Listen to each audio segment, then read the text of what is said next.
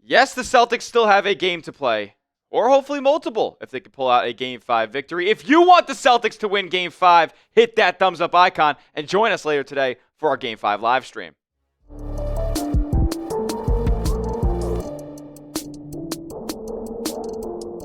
What's going on, Green Teamers? You're watching Celtics Today by Chat Sports. I'm your host, Tyler Smith, and yes, we do have a game left in the season. Potentially multiple if the Celtics can win Game 5. Yes, we have to move on. After hearing the Jayson Tatum news, there's nothing we can change. He's going to be out 18 months from my point of view. He's definitely not going to be available for this postseason, so we got to move on. And the Celtics players, after having a very somber tone in the locker room after Game 4, they quickly told reporters that they got to move on. They got to spin this thing and try to pull out a win in Game 5, extend this series, and extend their postseason. Al Horford said this. He said, no question about it, talking about the Tatum injury, about how badly it affects this team. It is an uphill battle. But for our group, we have to turn that page quickly and do our first job, which is to win on Wednesday. That's the mindset. And as a group, we just have to rally together because obviously we've lost our leader and the guy that gets us going. We have to come together as a group. Yeah, you do. And to be honest with you, I'd be lying if I said that I was optimistic or excited about this game because I know what's to come in the future, and that's the rest of the postseason and the whole basketball season potentially without Jayson Tatum. So yeah, I'm not. He can hate on me in the comments if I'm not the most juiced up about this Game 5 or any other games that come after. The Celtics are favored in Game 5. They're 4.5-point favorites at home back in the TD Garden. So interested to see if the guys can play inspired basketball here, as we're going to talk about what the Celtics need to do to win this game. Look, I'm hopeful that the Celtics play inspired basketball in Game 5. I'm just not the most optimistic about it because we know how this Celtics team operates with Tatum's not playing out there on the floor. Like, these are pretty damning numbers, all things considered, when you talk about how the Celtics are a super team and Jayson Tatum's got all these players around him as some of the best supporting cast in the NBA. Well, guess what? They turn into complete melons when Jayson Tatum comes off of the floor. He has the highest net rating when he is on versus off of the floor out of any superstar that remains in the 2025 NBA playoffs. So I'm not the most enthusiastic or optimistic about the Celtics supporting cast taking the Knicks, who, yeah, they haven't played their best basketball, haven't played insane or dominated this series by any means, even though it's 3-1.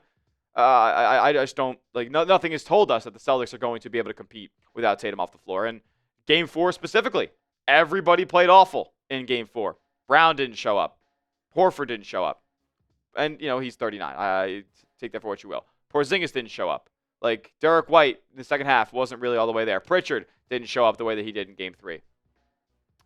Those guys are not going to be relied upon as a step above. They're all going up a step in their responsibilities in the pecking order of the Celtics roster, and we don't know what that looks like just yet. Jayson Tatum has played 92% of games in his entire NBA career. But what I do know is that Jaylen Brown needs to play better, and Jaylen Brown needs to step up and be the guy.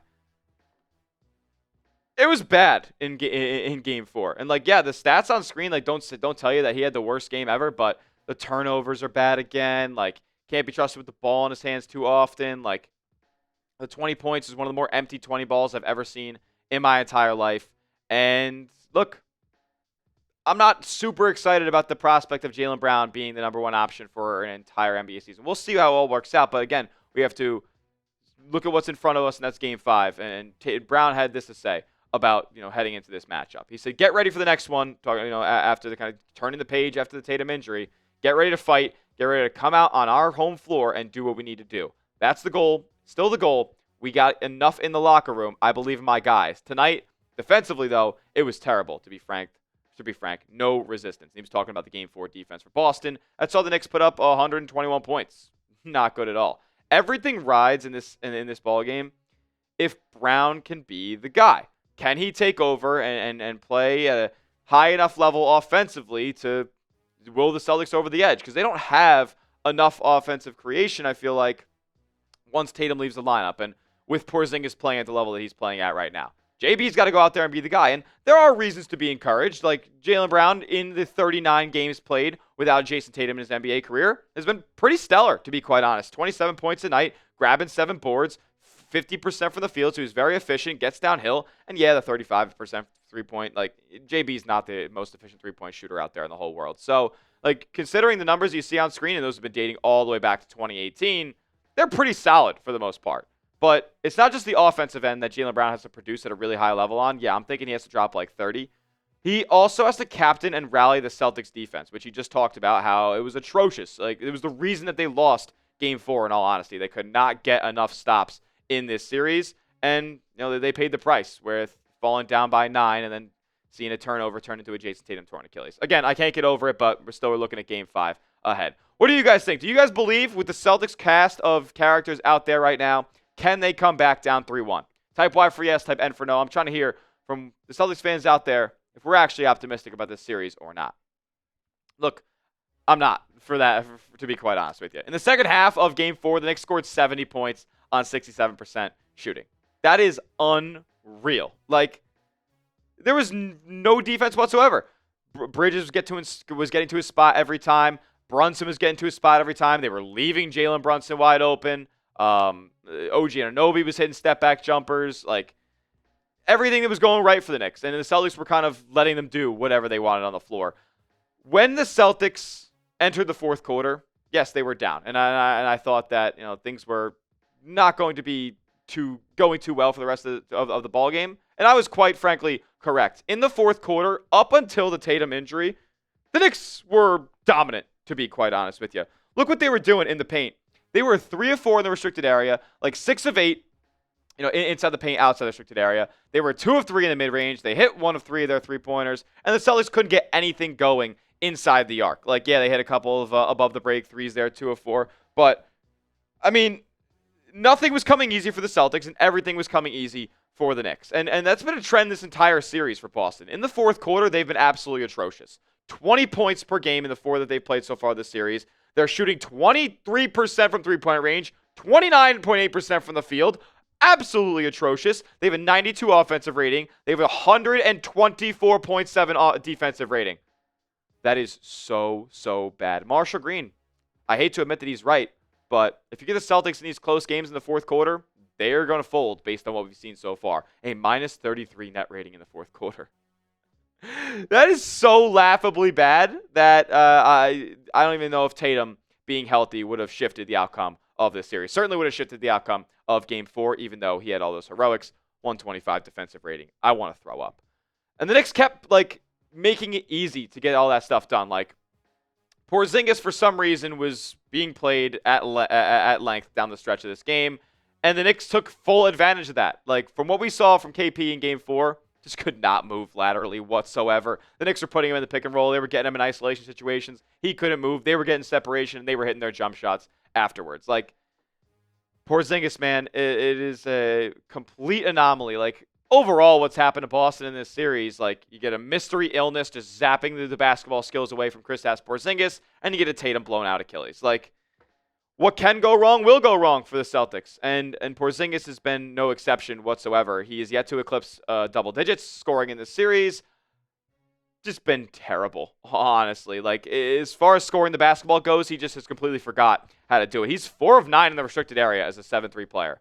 There's a couple of times where, like, he just doesn't have the burst. You can see it on the TV screen. Like, there's been times where he's had a clean lane to the basket and laid it up and bricked it. Like, he should have just dunked it down. He's 0 of 3 in the paint outside of the restricted area, so no touch out there. 0 for 1 in the mid-range, 1 for 5 in his above-the-break threes, and 9 of 13 from the free throw line. So in this series, Porzingis is 5 of 18 from the field as a 7-3 floor spacer. Absolutely atrocious. And it's unfortunate because I feel like this is how Celtics fans are going to remember Kristaps Porzingis this last stretch of the 24-25 season.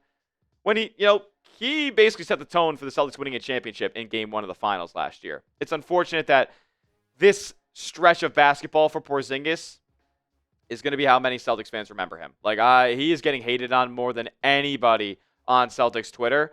And that's unfortunate because of how good he was in 23-24 when he actually was healthy and this mystery illness that he has going on wasn't affecting him.